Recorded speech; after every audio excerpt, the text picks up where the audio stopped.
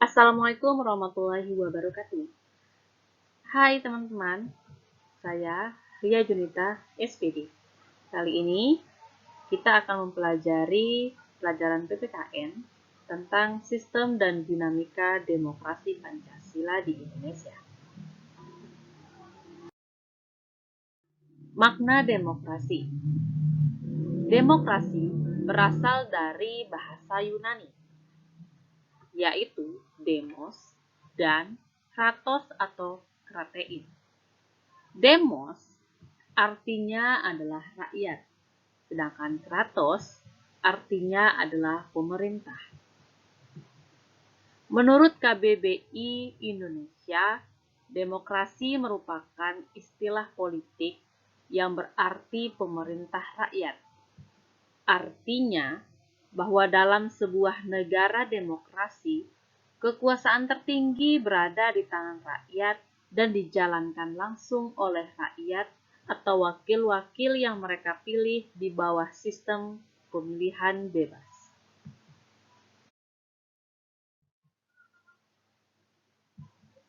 Makna demokrasi. Dalam pandangan Abraham Lincoln, demokrasi adalah suatu sistem pemerintahan dari rakyat, oleh rakyat, dan untuk rakyat. Artinya, rakyat dengan serta-merta mempunyai kebebasan untuk melakukan semua aktivitas kehidupan, termasuk aktivitas politik, tanpa adanya tekanan dari pihak manapun. Karena pada hakikatnya yang berkuasa adalah rakyat untuk kepentingan bersama. Dengan demikian, sebagai sebuah konsep politik, demokrasi adalah landasan dalam menata sistem pemerintahan suatu negara yang terus berproses ke arah yang lebih baik. Salah satu pilar demokrasi adalah prinsip trias politika. Dan prinsip trias politika terdiri dari legislatif, eksekutif, dan yudikatif. Untuk diwujudkan dalam 3 jenis lembaga negara yang saling lepas atau dikenal dengan istilah independen dan berada dalam peringkat yang sejajar satu sama lain. Kesejajaran dan independensi ketiga jenis lembaga ini diperlukan agar ketiga lembaga negara ini dapat saling mengawasi dan saling mengontrol berdasarkan prinsip check and balance. Pembagian kekuasaan trias politika di Indonesia. Legislatif mempunyai wewenang atau kekuasaan untuk menyusun dan merumuskan undang-undang. Legislatif terdiri dari MPR, DPR, dan DPD. Sementara eksekutif, kekuasaan untuk melakukan undang-undang dan roda pemerintahan. Eksekutif terdiri dari presiden, wakil presiden, dan para menterinya. Yang ketiga yaitu yudikatif. Lembaga negara yang mengawasi pelaksanaan undang-undang, memeriksa undang-undang, dan mengadili undang-undang. Yang terdiri dari Mahkamah Agung dan Mahkamah Konstitusional.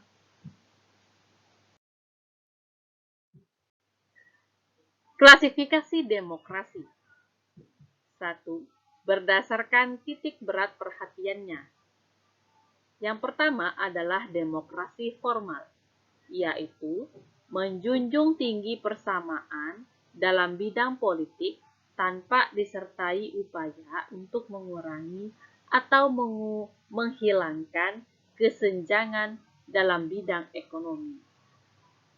Untuk demokrasi formal ini biasanya digunakan oleh negara-negara liberal. Bentuk yang kedua yaitu demokrasi material, yaitu dititik beratkan pada upaya menghilangkan perbedaan dalam bidang ekonomi, sedangkan kesamaan bidang politik kurang diperhatikan. Untuk jenis demokrasi material, itu biasanya digunakan oleh negara-negara komunis. Dan yang ketiga, demokrasi campuran, yaitu mengambil kebaikan serta membuang keburukan dari bentuk demokrasi formal dan material. Biasanya, demokrasi ini digunakan oleh negara-negara non-blok. 2.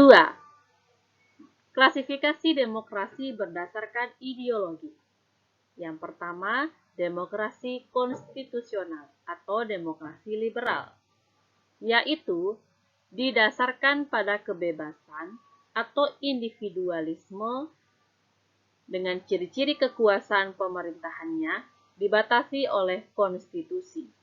Artinya adalah kekuasaan pemerintahnya terbatas dan tidak diperkenankan banyak melakukan campur tangan dan bertindak sewenang-wenang terhadap rakyat.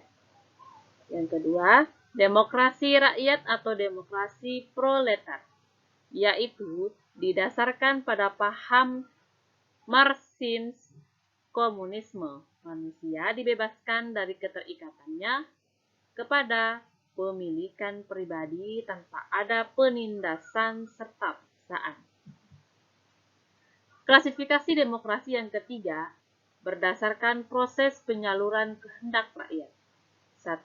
Demokrasi langsung, yaitu demokrasi yang mengikut sertakan setiap warganya dalam permusyawaratan untuk menentukan kebijaksanaan umum negara atau undang-undang secara langsung. 2. Demokrasi tidak langsung, yaitu demokrasi yang dilaksanakan melalui sistem perwakilan yang biasanya dilakukan melalui pemilihan umum. Sistem dan dinamika demokrasi di Indonesia. Bunyi pasal 1 ayat 2 pada Undang-Undang Dasar Negara Republik Indonesia tahun 1945 sebagai berikut. Kedaulatan berada di tangan rakyat dan dilaksanakan menurut Undang-Undang Dasar. Bunyi pasal tersebut menunjukkan bahwa secara normatif Indonesia merupakan negara demokrasi. Kedaulatan berada di tangan rakyat dan diwujudkan dengan adanya keterlibatan rakyat dalam pemilihan umum. Demokrasi yang digunakan di Indonesia adalah demokrasi Pancasila.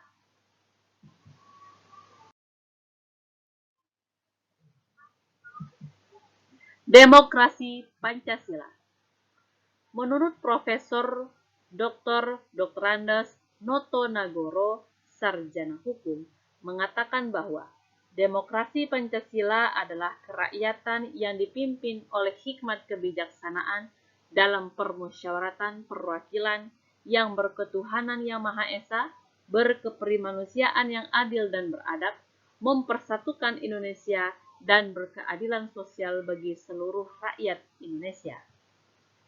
Profesor Darji Darmodiharjo, SH, menyatakan bahwa demokrasi Pancasila adalah paham demokrasi yang bersumber dari kepribadian dan falsafah hidup bangsa Indonesia yang perwujudannya seperti dalam ketentuan pembukaan Undang-Undang Dasar Negara Republik Indonesia tahun 1945.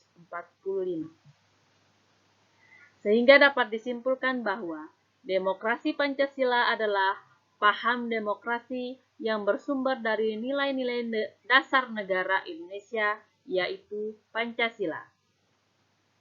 Demokrasi Pancasila mendasarkan diri pada paham kekeluargaan dan kegotong royongan yang bertujuan untuk kesejahteraan rakyat, mendukung unsur kesadaran hak ketuhanan yang Maha Esa, menolak ateisme, menegakkan kebenaran berdasarkan budi pekerti luhur, mengembangkan kepribadian Indonesia, dan menciptakan keseimbangan kehidupan. Ciri-ciri demokrasi Pancasila. 1. kedaulatan ada di tangan rakyat. 2. Selalu berdasarkan kekeluargaan dan gotong royong. 3. Cara pengambilan keputusan selalu musyawarah untuk mencapai mufakat. 4. Tidak mengenal adanya partai pemerintah ya atau partai oposisi. 5. Diakui adanya keselarasan antara hak dan kewajiban. 6. Menghargai hak asasi manusia. 7. Ketidaksetujuan pada kebijakan pemerintah disalurkan melalui wakil-wakil rakyat. 8. Tidak mendukung adanya demonstrasi. 9. Tidak menganut adanya monopartai atau partai tunggal. 10. Pemilu dilakukan secara terbuka, jujur, dan adil. 11. Tidak mengenal adanya diktator mayoritas dan tirani minoritas. 12. Mendahulukan kepentingan rakyat atau kepentingan umum. Prinsip-prinsip demokrasi Pancasila. 1. Demokrasi berketuhanan yang Maha Esa. 2. Demokrasi yang cerdas. 3. Demokrasi yang berkedaulatan rakyat. 4. Demokrasi dengan rule of law. 5. Demokrasi dengan pemisahan kekuasaan negara. 6. Demokrasi dengan hak asasi manusia. 7. Demokrasi dengan pengadilan yang merdeka. 8. Demokrasi dengan otonomi daerah. 9. Demokrasi dengan kemakmuran. 10. Demokrasi yang berkeadilan sosial.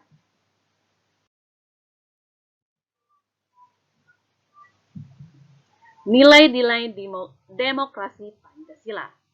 1. Kebebasan berkelompok dan menyatakan pendapat. Yang kedua, kebebasan berpartisipasi. Ketiga, kesetaraan antar warga. Keempat, kesetaraan gender. 5. Kedaulatan rakyat. 6. Rasa percaya. 7. Kerjasama.